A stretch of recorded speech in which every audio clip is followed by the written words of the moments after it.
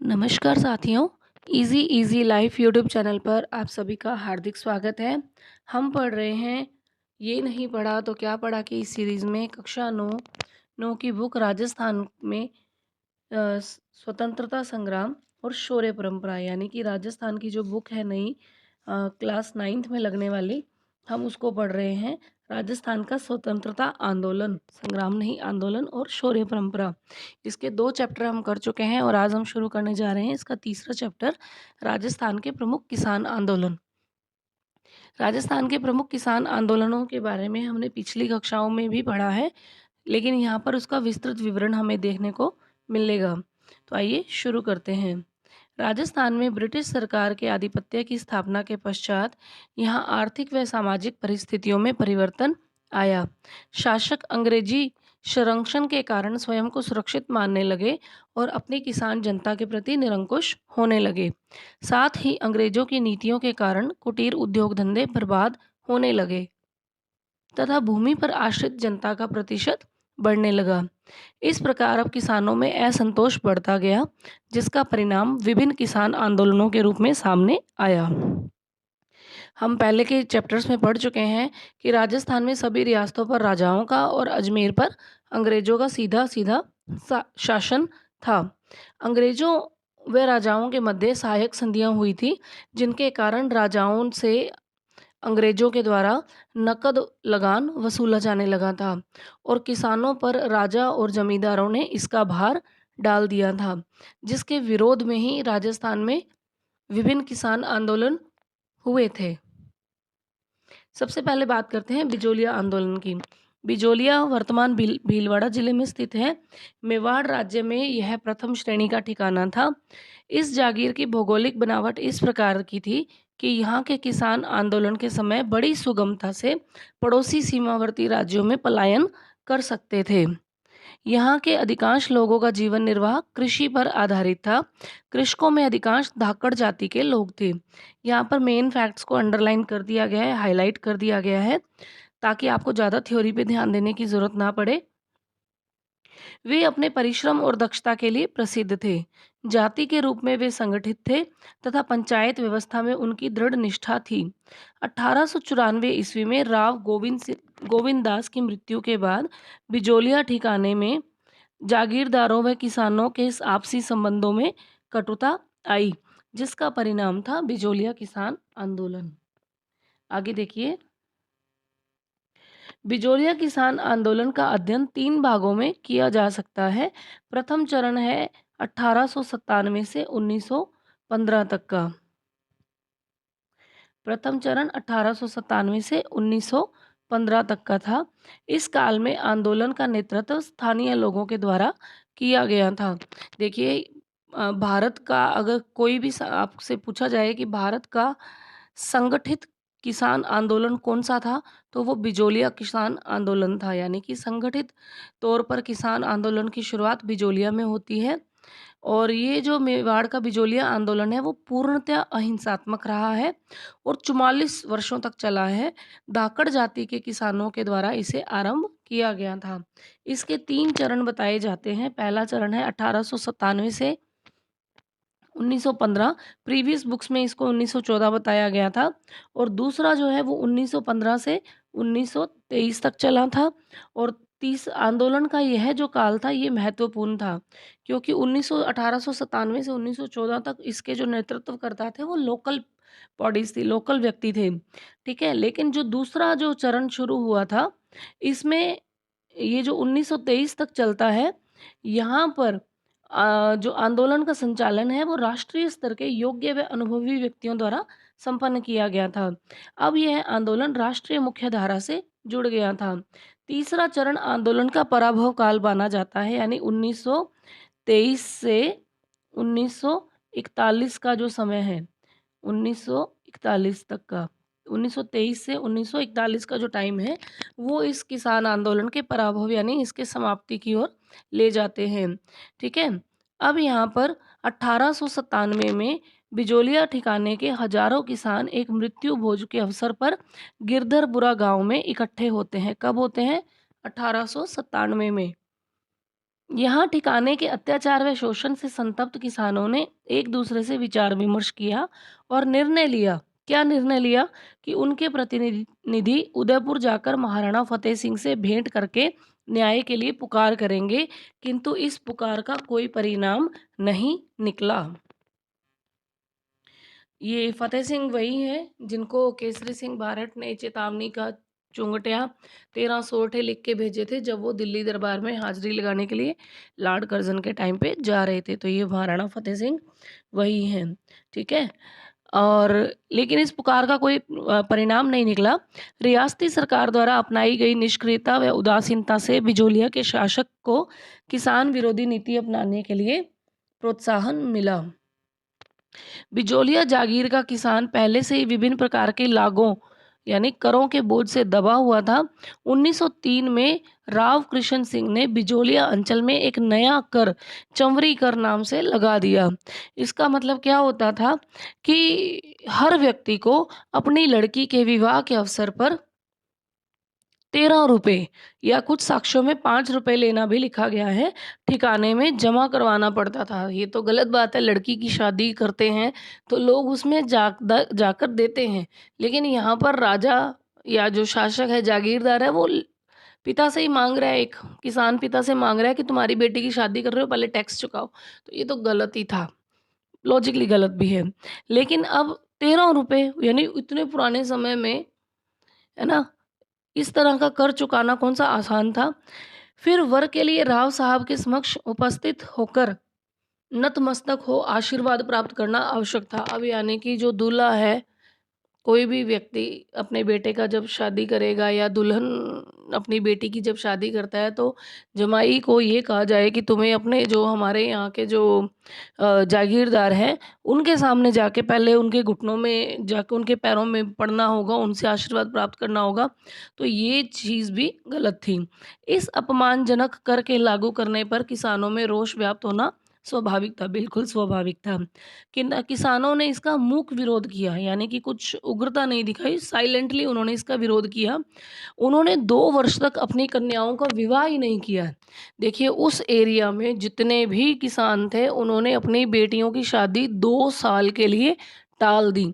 यानी जिन लड़कियों के रखे हुए थे, शादियाँ रखी हुई थी, वो भी कैंसिल कर दी उन्होंने कि हम ये कर नहीं चुका सकते हैं। 13 रुपए उस समय बहुत मायने रखते थे।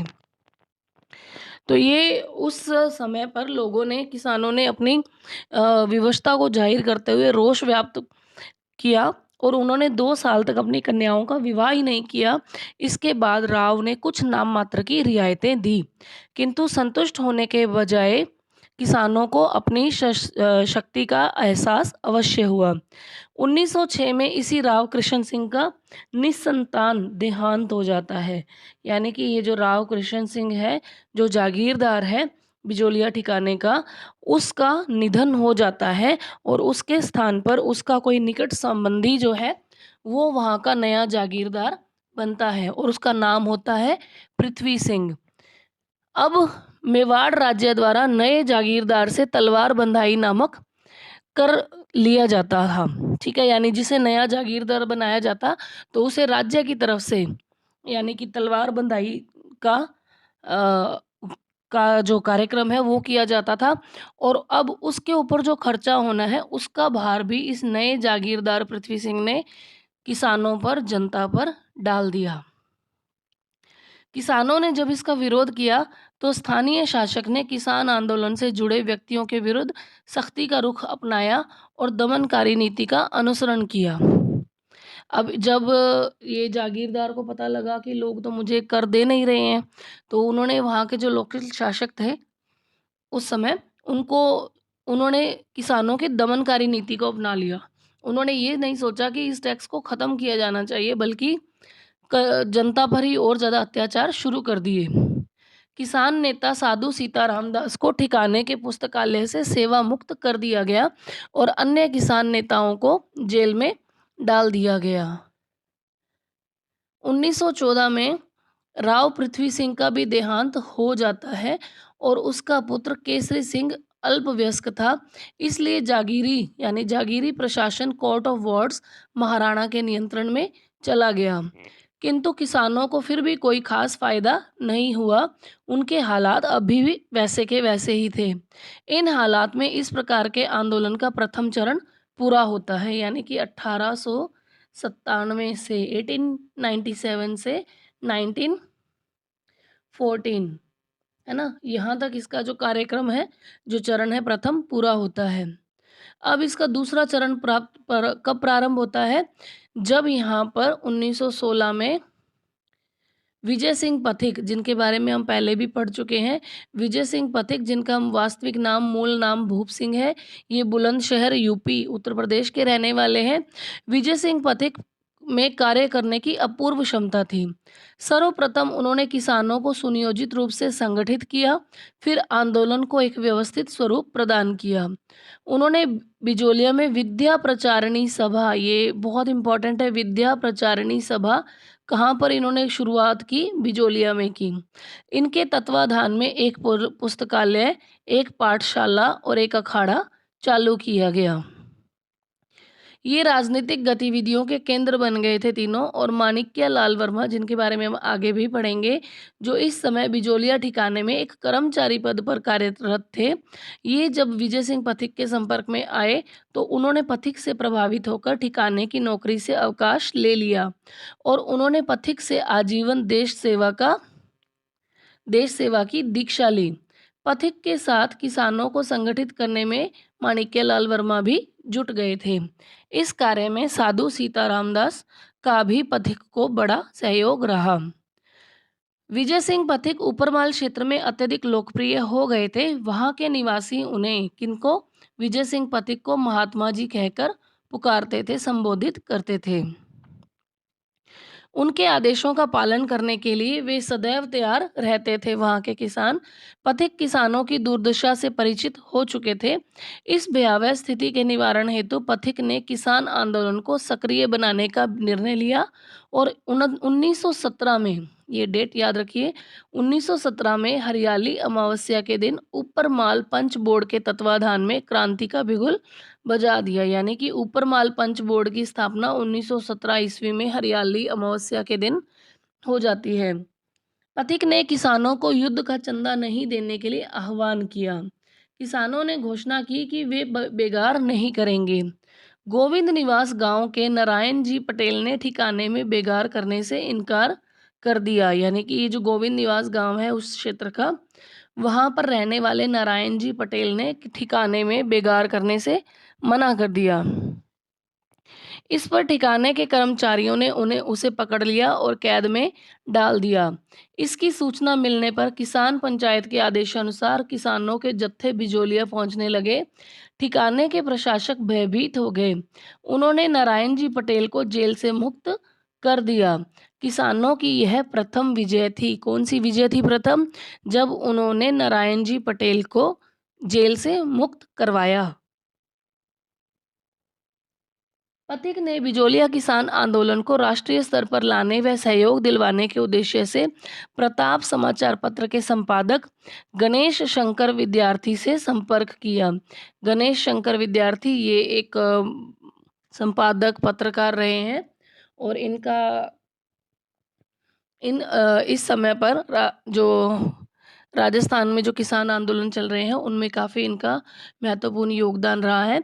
उन्होंने अपने पत्र प्रताप में बिजोलिया आंदोलन संबंधी समाचार देने के लिए एक स्थायी स्तंभ ही को खोल दिया। यानी एक फिक्स कॉलम कर दिया इन्होंने अपने न्यूज़पेपर में कि डेली इनके यहाँ से किसान आंदोलन से रिलेटेड न्यूज़ जाती ही जाती थी। इस प्रचार के फलस्वरूप देशवासियों को बिजोलिया किसान आंदोलन की ओर ध्यान आकर्षित हुआ। महात्मा गांधी ने बिजोलिया किसान आंदोलन संबंधी जानकारी प्राप्त करने के उद्देश्य से पथिक को बम्बई आमंत्रित किया था। ये फैक्ट्स हमें छोटी क्लासेस में नहीं मिलते हैं, यहाँ पर हमें देखने को मिलता है। महात्मा गांधी ने बिजोलिया किसान आंदोलन संबंधी जानकारी प्राप्त करने के उद्देश्य से विजय सिंह पथिक को बम्बई आमंत्रित किया था। पथिक ने बिजोलिया के किसानों पर किए जा रहे अत्याचारों का विवरण गांधी जी के समक्ष प्रस्तुत किया, जिससे गांधी जी प्रभावित हुए। गांधी जी ने तब अपने निजी सचिव महादेव भाई ये देसाई थे। महादेव भाई देसाई को ऊपर माल के किसानों की स्थिति की जांच करने के लिए बिजोलिया भेजा। ठीक है। गांधी जी ने इस आशय का एक पत्र महाराणा को भी लिखा था। गांधी जी ने बिजोलिया किसान आंदोलन के प्रति नैतिक समर्थन दिया। प्रारंभ में ब्रिटिश सरकार बिजोलिया के आंदोलनकारी किसानों को रियायत देने के पक्ष में नहीं थी। धीरे धीरे परिवर्तन आने लगा और अगस्त 1920 में भारत में महात्मा गांधी के नेतृत्व में असहयोग आंदोलन अगस्त 1920 में भारत में महात्मा गांधी के नेतृत्व में असहयोग आंदोलन प्रारंभ हुआ, जो 1921 में भयंकर रूप ले चुका था।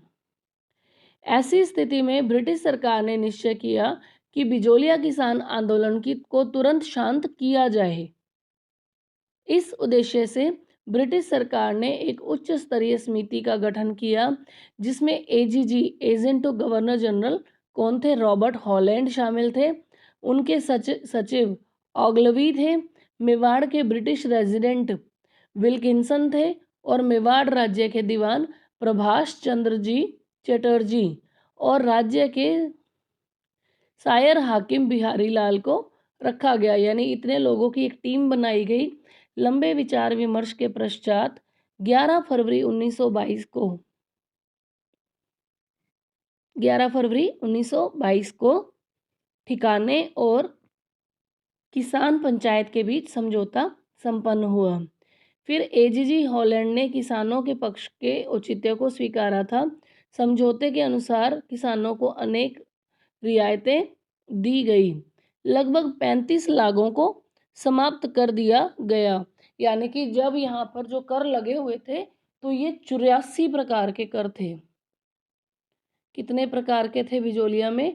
84 प्रकार के कर किसानों पर लगे हुए थे, जिसमें से 35 लागों को समाप्त किया गया। इस प्रकार 1922 में आंदोलन समाप्त हुआ। फिर असहयोग आंदोलन के समाप्त होते ही एजीजी किसानों के साथ हुए समझौते के प्रति उदासीन हो गया। उन्होंने सोचा कि अब कोई बात नहीं, अब सब सेट हो जाएगा। असहयोग आंदोलन समाप्त हो गया और बिजोलिया के जागीरदार ने समझौते का उल्लंघन करते हुए किसानों पर पुनः नई नई लागें लगा दी। लगान की मांग भी बढ़ा दी गई। 1923 से 26 का समय किसानों ने बड़ी तकलीफ में गुजारा। मार्च 1927 में किसान पंचायत हुई, जिसमें राम नारायण चौधरी और माणिक्य लाल वर्मा भी उपस्थित हुए। पथिक ने किसानों को बरानी भूमि छोड़ने और अहिंसात्मक साधनों से आंदोलन को जारी रखने का सुझाव दिया, परंतु यह प्रयोग असफल रहा। 20 जुलाई 1931 को सेठ जमना लाल बजाज ने उदयपुर में महाराणा तथा सर सुखदेव प्रसाद से व्यापक विचार विमर्श किया, जिसके फलस्वरूप समझौता हो गया। हालांकि उदयपुर ने इसका पालन नहीं किया, किंतु जब मेवाड़ प्रजामंडल आंदोलन का व्यापक प्रसार हो रहा था, तो इस भय से कि किसान प्रजामंडल से ना जुड़ जाएं, कुछ पहल आवश्यक थी। 1941 में मेवाड़ के दीवान टी विजय राघवाचार्य ने राजस्व मंत्री डॉक्टर मोहन सिंह मेहता को बिजोलिया भेजा था। ये क्वेश्चन इंपॉर्टेंट है, ध्यान रखिएगा कि 1941 में मेवाड़ के दीवान टी विजय राघवाचार्य ने राजस्व मंत्री डॉक्टर मोहन सिंह मेहता को बिजोलिया भेजा, जिन्होंने किसान नेताओं व अन्य नेताओं से बातचीत करके किसानों की समस्या का समाधान किया और किसानों को उनकी जमीनें वापस दे दी गई और इस प्रकार यह आंदोलन समाप्त हुआ।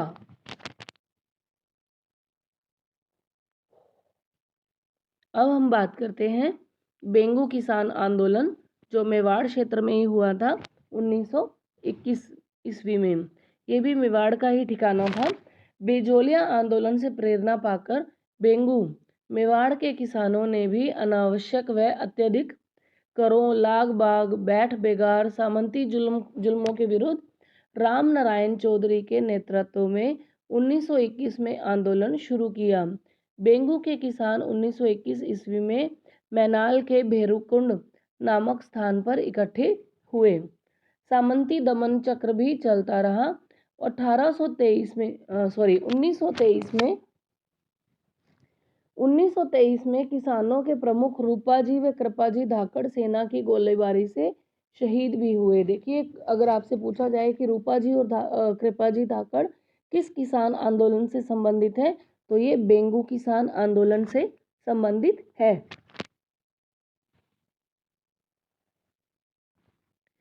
अब है, लेकिन किसान अपनी मांगों से जूझते रहे। यद्यपि बेंगू के ठिकानेदार ने कृषकों को समझाने का प्रयास भी किया था, लेकिन उसे अमान्य कर बेंगू आंदोलन को बुरी तरह से कुचला गया। किंतु मेवाड़ सरकार आंदोलन को दबा नहीं सकी। बेंगू के ठाकुर अनूप सिंह और राजस्थान सेवा संघ के मध्य जो समझौता हुआ, जिसे बोल्शेविक समझौते की संज्ञा दी गई। फिर है भरतपुर किसान आंदोलन। भरतपुर राज्य में किसानों की दशा अच्छी थी। यहाँ 95% भूमि सीधे राज्य के नियंत्रण में थी।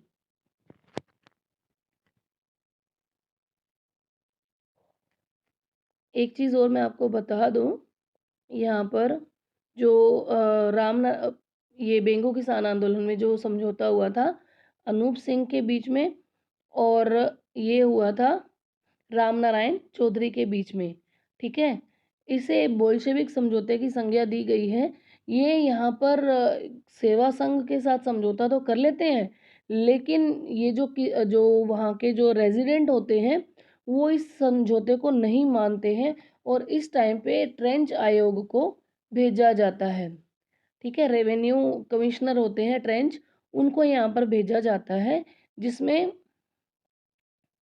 जिसमें ये जो है हमने अभी पढ़ा, रूपाजी धाकड़ और कृपाजी धाकड़ की मृत्यु हो जाती है, ये शहीद हो जाते हैं। यानी कि जब ये ट्रेंच आयोग अपनी रिपोर्ट देता है, भेजा जाता है, तो यहाँ पर गोविंदपुरा में किसानों पर गोलियां चलाई जाती हैं, और फिर यहाँ पर 55 में से यानी कि लगभग यहाँ पर 53 लागतें लगाई 53 लागतें लगाई गई हैं। 53 लागतें लगाई गई थी, जिसमें से 34 लागतों को खत्म कर दिया जाता है, ठीक है। और इस तरह से यहाँ पर बेगार की प्रथा पर भी रोक लगाई जाती है। अब हम पढ़ते हैं भरतपुर किसान आंदोलन को। भरतपुर राज्यों में किसानों की दशा अच्छी थी। यहाँ पर 95% भूमि सीधे राज्य के नियंत्रण में थी। यहाँ पर 5 जातियां ब्राह्मण, जाट, गुर्जर, अहीर और मेव कमोबेश समान हैसियत रखती थी। यहाँ पर कौन सी 5 जातियां हैं? ब्राह्मण हैं, जाट हैं, गुर्जर हैं, अहीर हैं और मेव हैं। इन लगभग सभी का समान स्टेटस है, हैसियत है। भरतपुर राज्य ने 1931 में नया भूमि बंदोबस्त लागू किया। किसने किया है? यहाँ पे भरतपुर राज्य ने, जिससे भू राजस्व में वृद्धि हो गई। भू राजस्व अधिकारी लंबरदारों ने इस बढ़े हुए भू राजस्व के विरोध में आंदोलन शुरू कर दिया था। जब राज्य ने इस ओर कोई ध्यान नहीं दिया, तो 23 नवंबर 1931 को भोजी लंबरदार के नेतृत्व में 500 किसान भरतपुर में इकट्ठे होते हैं। भोजी लंबरदार ने राज्यों के विरुद्ध भड़काऊ भाषण दिए। नवंबर 1931 में भोजी लंबरदार को गिरफ्तार कर लिया गया और इस आंदोलन को समाप्त कर दिया गया। अब है मेव किसान आंदोलन। अब है अलवर भरतपुर क्षेत्र में मोहम्मद हादी ने 1932 में अंजुमन खादिम उल इस्लाम नामक संस्था स्थापित कर मेव किसान आंदोलन को एक संगठित रूप दिया। अलवर के मेव किसान आंदोलन का नेतृत्व गुड़गांव के चौधरी यासीन खान द्वारा किया गया था, ठीक है। इसके नेतृत्व में किसानों ने खरीफ फसल का लगान देना बंद कर दिया। राज्य सरकार ने मेवों को संतुष्ट करने के लिए राज्य काउंसिल में एक मुस्लिम सदस्य खान बहादुर काजी अजीजुद्दीन बिलग्रामी को सम्मिलित कर दिया। यानी कि मेवों को संतुष्ट करने के लिए विशेष तौर पर यहाँ के जो राज्य सरकार है, ये अपनी जो काउंसिल बनाते हैं उसमें एक मुस्लिम सदस्य बहादुर काजी अजीजुद्दीन बिलग्रामी को भी सम्मिलित कर लेते हैं। इसके बावजूद आंदोलन न केवल तेज हुआ बल्कि उग्र भी हो गया था। 1937 में मिस्टर बिलग्रामी के भातहत मेव संकट की जांच हेतु एक विशेष समिति का गठन किया गया। इस समिति की रिपोर्ट के आधार पर मेवों को भू राजस्व अथवा अन्य करों में छूट के साथ साथ सामाजिक व धार्मिक समस्याओं का समाधान भी इनके किया गया। अब हम बात करते हैं अलवर किसान आंदोलन और नीमू चना हत्याकांड की, जो राजस्थान के आंदोलन में बहुत महत्वपूर्ण भूमिका रखते हैं।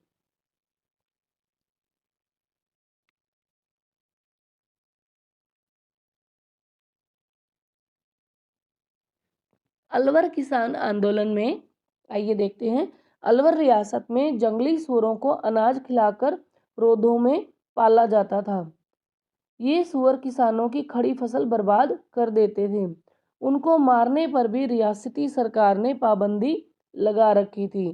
सूअरों की समस्या के निराकरण हेतु किसानों ने 1921 में आंदोलन शुरू किया।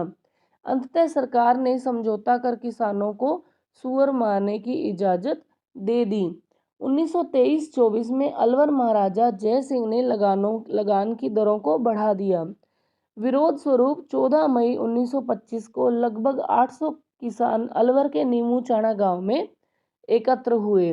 उस सभा पर सैनिक बलों ने मशीन गनों से अंधाधुंध फायरिंग की, जिससे सैकड़ों लोग मारे गए। महात्मा गांधी ने इस कांड को जलियांवाला बाग हत्याकांड से भी विभत्स, भयानक, डरावना बताया और डायरवाद गहरा एवं व्यापक की संज्ञा दी। जनरल डायर की बात हो रही है यहाँ पर।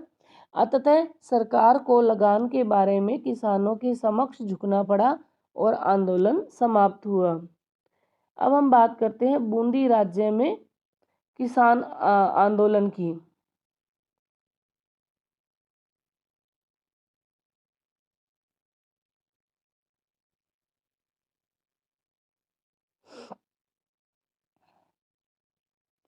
बूंदी राज्य में किसान आंदोलन बिजोलिया और बेंगू के किसानों के समान राज्य के किसानों को भी अनेक प्रकार की लागें, लगभग 25 लागें थी, बेकार और ऊंची दरों पर लगान की रकम देनी पड़ रही थी। बिजोलिया और बेंगू के किसानों के आंदोलन से वे अत्यधिक प्रभावित हुए थे। परिणामतः अप्रैल 1922 ईस्वी में बिजोलिया की सीमा से जुड़े हुए बूंदी राज्य के बरड़ क्षेत्र के किसानों ने बूंदी प्रशासन के विरुद्ध आंदोलन आरंभ कर दिया। इस आंदोलन का प्रमुख नेतृत्व राजस्थान सेवा संघ के कर्मठ कार्यकर्ता नैनूराम के हाथों में था। बूंदी राज्य ने इन किसानों पर अत्याचार शुरू कर दिए थे। राजस्थान सेवा संघ के माध्यम से बूंदी राज्य में चल रहे दमन चक्र की सर्वत्र निंदा की गई। 2 अप्रैल 1923 को डाबी गांव में किसानों की एक सभा हुई। सभा में एकत्रित किसानों की भीड़ पर पुलिस ने निष्ठुरता से लाठी प्रहार किया, गोलियां चलाई, जिसके परिणाम स्वरूप नानक भील और देवलाल गुर्जर शहीद हो गए। बूंदी राज्य की इस घटना की सर्वत्र निंदा की गई। बूंदी सरकार ने किसानों की कुछ शिकायतों का निवारण किया और लाग बाग और बेगार में कुछ रियायतें दे दी। किसान आंदोलनकारी राज्य की ओर से दी गई रियायतों से पूर्णतः संतुष्ट तो नहीं थे, परंतु वे अपने आंदोलन को आगे चलाने की स्थिति में भी नहीं थे, क्योंकि अब उन्हें राजस्थान सेवा संघ से मार्गदर्शन मिलना बंद हो गया था। 1923 के अंत तक आंदोलन प्राय समाप्त हो गया था। 1936 में एक बार फिर बरड़ क्षेत्र में आंदोलन का दौर चालू हुआ था। देखिए कहाँ 1923 और कहाँ 1936। 5 अक्टूबर 1936 की हिंडोली में स्थित हुडेश्वर महादेव मंदिर में 90 गांवों के गुर्जर मीणा और किसानों के 500 प्रतिनिधियों का एक विराट सम्मेलन हुआ था, जहां उन्होंने एक मांग पत्र तैयार किया था कि उसे सरकार को प्रेषित किया जाए। सरकार ने उनकी मांगों पर ध्यान नहीं दिया। किसानों ने राज्य के विरुद्ध आंदोलन छेड़ दिया, जो लंबे समय तक चला। अंततः सरकार ने चराई करों में कुछ छूट दी और युद्ध ऋण की वसूली में शक्ति का प्रयोग बंद कर दिया गया। आंदोलन के समय जिन लोगों को गिरफ्तार किया गया उन्हें छोड़ दिया गया। इस प्रकार यह आंदोलन समाप्त हो गया। अब हम बात करते हैं जयपुर में किसान आंदोलन की। जयपुर के अन्य राज्यों में राजस्थान के अन्य राज्यों के किसानों की भांति जयपुर राज्य के किसानों की स्थिति भी बड़ी दयनीय थी। वे अपने शासकों के आतंक, अत्याचार, शोषण से उत्पीड़ित थे। जयपुर रियासत में किसान आंदोलन का मूल केंद्र राज्य के पश्चिमी भाग में स्थित शेखावाटी, तोरावाटी, सांभर, सीकर और खेतड़ी के ठिकाने थे। किसान आंदोलन का श्री गणेश सीकर ठिकाने में हुआ। 1922 में सीकर के नए राजा राव राजा 1922 में सीकर के नए राव राजा कल्याण सिंह ने भूमि कर में 25 से 50% की वृद्धि कर दी। उसने किसानों को आश्वासन दिया कि अगले वर्ष उनसे ली जा रही लागों में छूट दे दी जाएगी। राव राजा ने किंतु अपने वचन का पालन नहीं किया। इससे किसान खिन्न हो गए और आंदोलन को प्रारंभ कर दिया। रामनारायण चौधरी और हरि ब्रह्मचारी के सीकर आने से किसान आंदोलन को प्रोत्साहन मिला था। ये क्वेश्चन आगे काफी इंपॉर्टेंट आ जाता है। सीकर आंदोलन की जो गूंज है ये केंद्रीय असेंबली और ब्रिटेन के हाउस ऑफ कॉमन्स में भी उठी थी। ये बहुत इंपॉर्टेंट लाइन है कि ऐसा कौन सा आंदोलन था जिसके जो विरोध के स्वर हैं वो हाउस ऑफ कॉमन्स तक गए थे। तो ये था सीकर का किसान आंदोलन। ठीक है, अब देखिए, ब्रिटिश सरकार ने राव राजा को सलाह दी थी कि वह अपने ठिकाने में नियमित रूप से भूमि बंदोबस्त की व्यवस्था करे। राव राजा ने ठिकाने में भूमि बंदोबस्त करवाने के पूर्व भूमि का सर्वेक्षण करवाया, जिसमें छोटी जरीब का उपयोग किया गया था। सीकर के राव राजा ने इजाफा के नाम पर बीघा भूमि में 2 आना भूमि कर में वृद्धि कर दी। जरीब की लंबाई के मामले को लेकर तथा भूमि कर में की गई वृद्धि के कारण किसानों में पुनः असंतोष बढ़ने लगा। अक्टूबर 1925 में जाट सभा का बगड़ शेखावटी में एक अधिवेशन आयोजित किया गया, जिसमें राज्य और जागीरदारों द्वारा जाटों पर किए जा रहे सामाजिक और आर्थिक शोषण के विरुद्ध अभियान चलाने संबंधी कार्यक्रम की रूपरेखा तैयार करने का निर्णय लिया गया। जाट नेताओं ने शेखावाटी के गांवों में पहुंचकर कृषकों से संबंध स्थापित करके उन्हें ठेकेदारों को भूमि लगाने देने के लिए समझाया।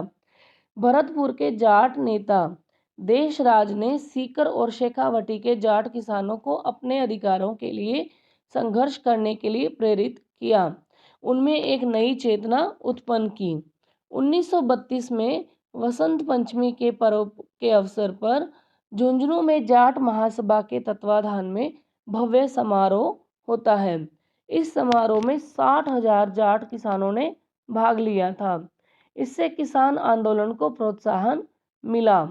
जाटों को संगठित करने के उद्देश्य से देशराज ने सितंबर 1933 में पलथाना में एक सभा का आयोजन किया, जिसमें सीकर में एक महायज्ञ करने का निर्णय लिया गया। राव राजा ने महायज्ञ के अध्यक्ष की सवारी के लिए हाथी देने से इनकार कर दिया। देखिए, ये लाइन भी इम्पोर्टेंट आ जाती है। राव राजा जो है वो महायज्ञ के अध्यक्ष की सवारी के लिए अपना हाथी देने से इनकार कर देते हैं। ठीक है, किसानों और शासकों के बीच में तनाव उत्पन्न हो जाता है। महायज्ञ के समय यानी जनवरी 1934 में किसानों द्वारा किए गए भाषणों में ठिकाने की नीति की कटु आलोचना की जाती है। इससे खिन्न होकर ठिकाने के राव राजा ने जाट सभा के सचिव चंद्रभान को गिरफ्तार करके उसे 6 सप्ताह की जेल भेजा और 51 रुपये जुर्माने का दंड भी दिया। जाटों ने इसका विरोध किया।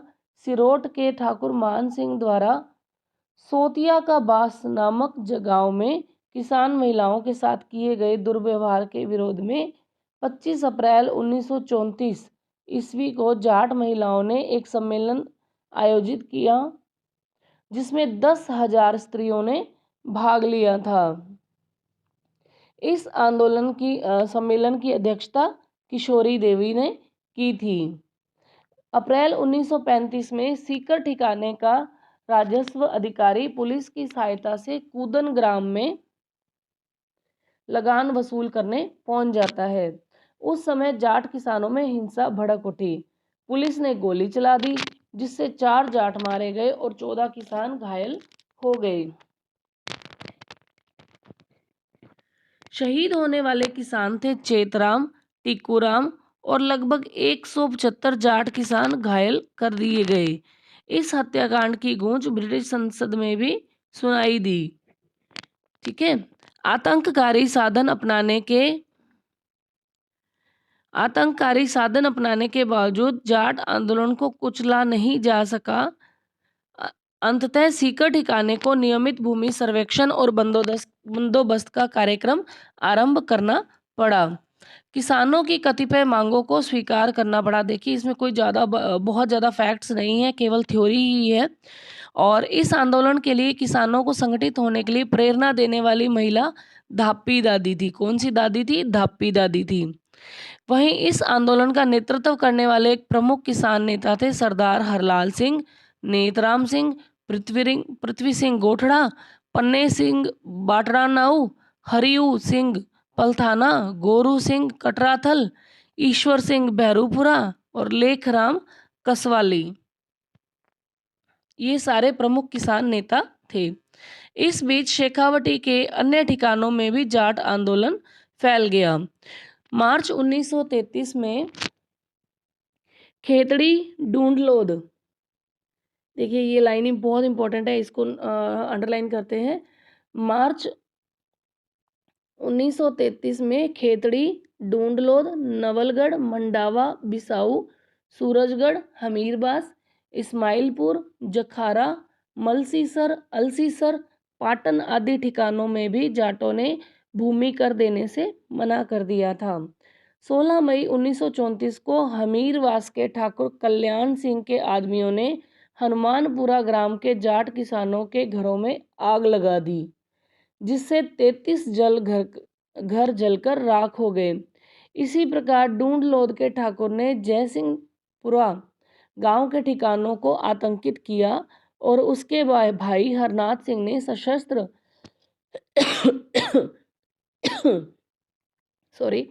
सशस्त्र व्यक्तियों के साथ किसानों पर लाठियों व तलवारों से वार करके जाट किसानों को घायल कर दिया।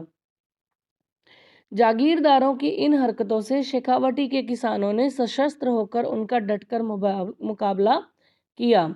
शेखावटी जाट किसान पंचायत की तरफ से 9 अक्टूबर 1934 को जयपुर महाराजा को मांग पत्र प्रेषित किया गया और प्रार्थना की गई कि जागीरदारों के आतंक से उन्हें मुक्त करवाएं। शेखावटी के नाजिम ने भी अपनी रिपोर्ट राज्य सरकार को प्रेषित की, जिससे नाजिम ने किसानों की शिकायतों की पुष्टि की और समाधान के लिए सुझाव भी दिए।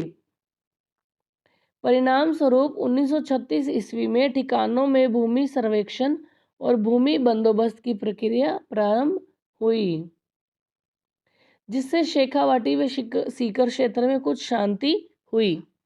फिर है सीकर व शेखावाटी क्षेत्र के दीर्घकालीन किसान संघर्ष का अंत।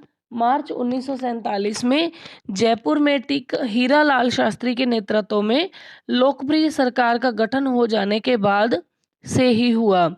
राजस्व मंत्री टीकाराम पालीवाल ने गैर खालसा क्षेत्र में भूमि बंदोबस्त करवाने की व्यवस्था की।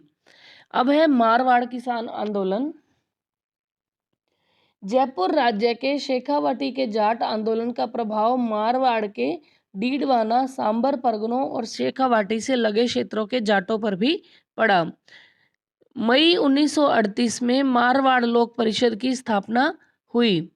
मारवाड़ लोक परिषद ने किसानों की मांगों का जोरदार समर्थन किया और सरकार की कटु आलोचना की। जागीरदारों ने किसान आंदोलन के लिए लोक परिषद के नेताओं को उत्तरदायी ठहराया, इसलिए उन्होंने परिषद के कार्यकर्ताओं के प्रति कड़ाई व पाशविक दृष्टिकोण अपनाया। ये बिल्कुल थ्योरी सी है, इसमें कुछ ऐसा याद करने वाला नहीं है, सिंपल सी बात है, ये ध्यान रखना है। 1938 में मारवाड़ लोक परिषद की स्थापना होती है। 1938 में मारवाड़ लोक परिषद की स्थापना होती है। फिर 28 मार्च 1942 को लोक परिषद के कार्यकर्ताओं ने चंद्रावल गांव में उत्तरदायी शासन लागू कर दिया। अब ये है, इसने उत्तरदायी शासन दिवस मनाने का निर्णय किया था। चंद्रावल के ठाकुर ने मारवाड़ लोक परिषद के कार्यकर्ताओं को ऐसा करने के लिए रोकने हेतु अपने प्रयास भेजे, अपने आदमी इन्होंने भेजे हैं। चंद्रावल के ठाकुर ने मारवाड़ लोक परिषद के कार्यकर्ताओं को रोकने के लिए अपने आदमी भेजते हैं ये, जिन्होंने परिषद के कार्यकर्ताओं पर तेज धार वाले हथियारों से, लाठियों से वार किया, प्रहार किया, जिससे 25 व्यक्तियों को गहरी चोट आई। सोजत के मीठालाल और विजय शंकर, कंटालिया के मार्कंडेश्वर, हरिराम और चंद्रावल के रामसिख और चांदमल गंभीर रूप से घायल हो गए थे। अब है 13 मार्च 1947 को डाबड़ा, डीडवाना परगना जो है, वहाँ गांव की किसान सभा और लोक परिषद की ओर से एक किसान सम्मेलन बुलाया गया। लोक परिषद के नेता मथुरा दास माथुर, द्वारका दास पुरोहित, राधा कृष्ण बोहरा, किशन लाल शह, नरसिंह कछवा, बंशीधर पुरोहित, हरिंद्र कुमार चौधरी, CR चौपासनी वाला आदि भाग लेने डाबड़ा पहुंचे और वे स्थानीय नेता मोतीलाल चौधरी के निवास स्थान पर ठहरे। जागीरदारों ने पहले से ही किसान सम्मेलन को न होने देने के लिए तैयारी कर ली थी। ये तैयारी किसने की है? जागीरदारों ने की है। ठीक है, जैसे ही लोक परिषद के कार्यकर्ता व नेता वहां पहुंचे, उन्होंने मोतीलाल के घर पे लाठियां और तेज धार वाले हथियारों से धावा बोल दिया और नेताओं की नृशंसतापूर्ण पिटाई कर दी।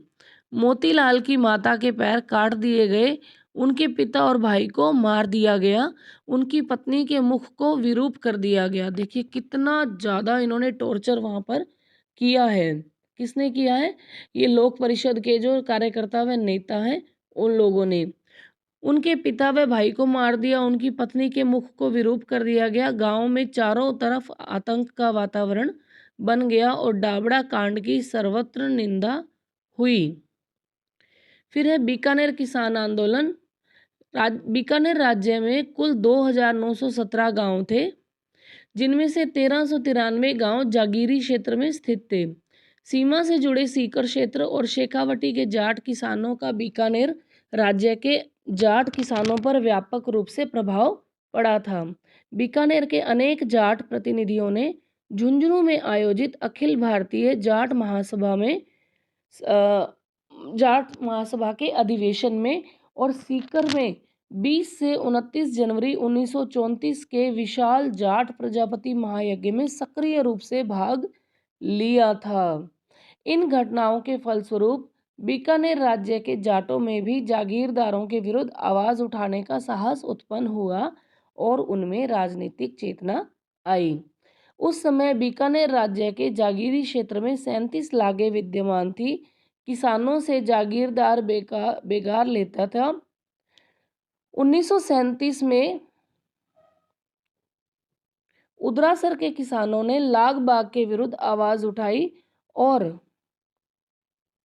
अब उनके नेता जीवन चौधरी के आग्रह पर बीकानेर प्रजामंडल के किसानों ने किसानों की शिकायतें ये है जीवन चौधरी के आग्रह पर कब बीकानेर प्रजामंडल ने किसानों की शिकायतें राज्य सरकार के समक्ष रखी, लेकिन इसका कोई परिणाम नहीं निकला। देखिए एक बार में तो कोई सुनता ही नहीं था उनकी, है ना, इसीलिए आंदोलन लंबे लंबे चले जा रहे थे। बीकानेर राज्य में किसान आंदोलनों की श्रृंखला में दूधवा खारा, ये चूरू के पास में गांव है, के आंदोलन का भी एक विशिष्ट स्थान है। पुलिस ने यहाँ पर खुलकर अत्याचार किया था। किसान नेता हनुमान सिंह ने ठाकुर द्वारा किए जा रहे अत्याचारों के विरुद्ध आवाज उठाई थी। वह पहले भादरा में महाराजा शार्दुल सिंह से मिला और बाद में अनेक साथियों के साथ वह महाराजा से मिलने माउंट आबू पहुंचा था। महाराजा ने कोई संतोषजनक उत्तर नहीं दिया था और जब ये रतनगढ़ माउंट आबू से लौट रहे थे, तब यहाँ पर रतनगढ़ में उन्हें पुलिस ने गिरफ्तार कर लिया था जून 1945 में। हनुमान सिंह पर देशद्रोह का मुकदमा चलाया गया, उसे 5 वर्ष का कारावास दिया गया। उसने जेल में भूख हड़ताल कर दी। स्वास्थ्य खराब हो जाने पर 10 अगस्त 1945 को हनुमान सिंह को जेल से मुक्त कर दिया गया। महाराजा ने उसे शांत करने के लिए 100 मुरब्बा जमीन गंगानगर क्षेत्र में देने का प्रलोभन दिया, परंतु उसने स्वीकार नहीं किया। देखिए, ये बातें आपको कोई गाइड में भी नहीं मिल सकती, है ना। जितनी अच्छी फैक्ट यहाँ पर दिए गए हैं, जितनी अच्छे से इन्होंने एक एक डिटेल को इस बुक में दिया गया है। जेल से मुक्त होकर भी वे लगातार संघर्ष करते रहे और 2 बार और जेल की यात्रा की। अंततः गतवा बीकानेर राज्य में लोकप्रिय सरकार की स्थापना हुई, तब उन्हें जेल से मुक्त किया गया। कब किया गया? 4 जनवरी 1948 को। यद्यपि दूधवा खारा किसान आंदोलन सफल नहीं रहा, तथापि इससे राजनीतिक चेतना का संचार जरूर हुआ। लोग पॉलिटिकली एक साथ खड़े होने लग गए थे। किसानों में आत्मविश्वास जागृत हुआ, वे सब अत्याचारों के विरुद्ध आवाज उठाने लगे थे। इसी क्रम में 30 जून से 1 जुलाई 1946 को प्रजा परिषद ने रायसिनगर श्रीगंगानगर जिले में एक राजनीतिक सभा का आयोजन किया। इस सभा पर भी पुलिस ने लाठियों से आक्रमण किया, जिससे अनेक कार्यकर्ता घायल हुए। उग्र भीड़ ने राजकीय विश्राम गृह को घेर लिया। भीड़ को हटाने के लिए पुलिस ने गोलियां चलाई, जिसके परिणाम स्वरूप बीरबल सिंह मारा गया। ठीक है। अखिल भारतीय देशी रियासत परिषद की ओर से हीरालाल शास्त्री, गोकुल भाई भट्ट, बीकानेर के रघुवर दयाल गोयल ने रायसिंगर कांड की समीक्षा की। हनुमानगढ़ में नियुक्त मुंसिफ मजिस्ट्रेट हरदत्त सिंह चौधरी ने राष्ट्रीय चेतना से प्रेरित होकर सरकारी नौकरी से त्यागपत्र दे दिया। उसने प्रजा परिषद की सदस्यता स्वीकार कर ली। 3 सितंबर 1946 ईस्वी के गोगामेड़ी गांव में एक विशाल किसान सभा का आयोजन किया गया, जहां जागीर प्रथा के उन्मूलन के लिए नारा बुलंद किया गया। अब है अक्टूबर 1946 में अकाल और सूखे के समय भी कांगड़ के जागीरदारों ने किसानों से पूरा लगान वसूलना चाहा, जिसके बदले में किसानों ने विरोध किया। कुछ किसान महाराजा को शिकायत करने के लिए बीकानेर भी पहुंचे। इससे जागीरदार को और गुस्सा आ गया, वो आग बबूला हो गया। किसानों पर अमानवीय अत्याचार किए गए। कांगड़ कांड की निंदा सर्वत्र की गई। अंततः यह संघर्ष 1948 में बीकानेर राज्य में लोकप्रिय मंत्रिमंडल का गठन होने के बाद ही समाप्त हुआ। बीकानेर के किसान आंदोलन के प्रमुख हस्ताक्षरों में एक कुंभाराम आर्य भी है। इनका नाम बहुत बार आता है एग्जाम में, जिन्होंने परंपरागत लाग बाग बेगार को न्याय देने का बिगुल बजाया। वे बीकानेर प्रजा परिषद से भी जुड़े रहे। उन्होंने किसान यूनियन क्यों पुस्तक भी लिखी। किसने लिखी है? कुंभाराम आर्य ने। सामंती व्यवस्था के विरोध और किसानों के हित में उनका संघर्ष स्वतंत्रता के उपरांत भी जारी रहा। तो ये आज का चैप्टर हमारा जो है वो कंप्लीट होता है। चैनल के साथ जुड़े रहिए। इजी इजी लाइफ चैनल को लाइक, शेयर और सब्सक्राइब करना ना भूलें। पास में ही बने घंटी के निशान को प्रेस करें ताकि आने वाले वीडियोस के नोटिफिकेशन आपको मिल सके। तो आज के लिए इतना ही। जल्द ही मिलते हैं एक और नए बेहतरीन सेशन में एक अच्छे चैप्टर के साथ में। तो आज के लिए इतना ही। हार्दिक धन्यवाद, आभार।